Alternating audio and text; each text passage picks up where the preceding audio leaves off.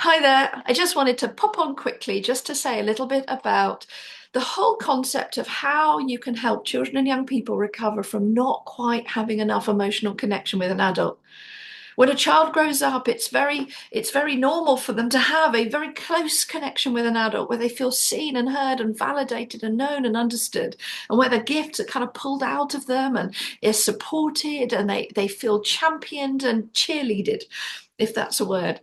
But other children are caught in different settings, and we're not blaming or shaming any parents or carers of any kind.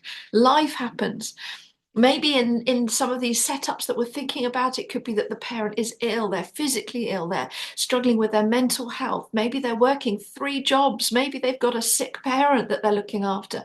Maybe the child that we're thinking of that hasn't quite had enough emotional connection is one of a number of lots of siblings, and maybe some of those siblings have additional needs. There's lots of reasons why the child might not quite have enough emotional connection, which leads them to feel a little bit of distress or just kind of left like hanging because they don't feel seen and heard. They don't really feel that anyone knows who they really are. Life seems to just be going through the motion of school and activities and eating and sleeping, and there's not enough stopping to go, I'm wondering who you are. I'm wondering what gifts you've got on the inside. I'm wondering how you really connect with the adults in your life. Children are different. Every child is different in how they connect. Some connect with the adult by doing an activity together. Some connect with the adult by chatting in a particular way that enables them to feel fully concentrated on and fully seen and heard.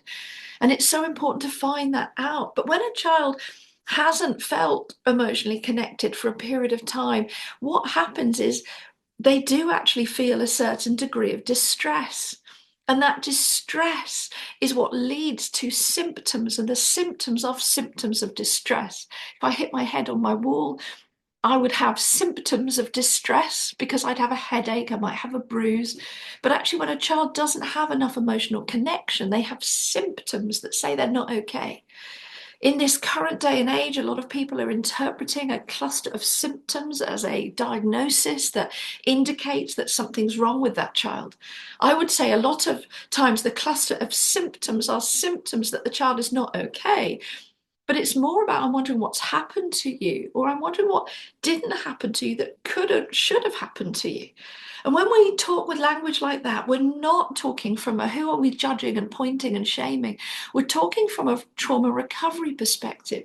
How can we recognize these symptoms as symptoms of distress? And therefore, how can we help the child recover? How can we help see them and hear them? How can we help them feel emotionally connected?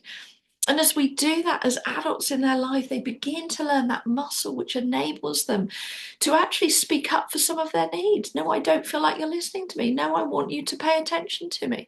Please, could I pursue that hobby? Please, can we have time to do this? And as children are able to articulate that, and the response to that is one of, I'm going to validate you, respect you, hear you, see you, and actually emotionally be there for you as a safe space for you to explore who you are, those children will flourish. If they've been traumatized by all sorts of different experiences, whether that's abuse, domestic abuse, physical abuse, sexual abuse, bullying, whether that's been a hospital experience, all the different possible griefs that could have happened, then they still might not feel emotionally connected to an adult because they might now feel like they're surviving in their own world, trying to cope with what's happened to them.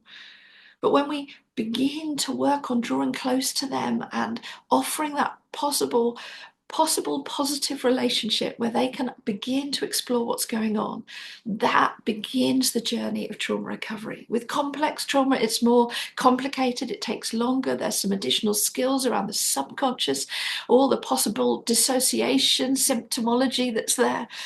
But with type 1 or 2 trauma, and particularly with collective trauma, just offering positive, rewarding relational experiences where there's empathy, kindness, and the ability for the child to be seen and heard will actually grow resilience, and it will facilitate trauma recovery.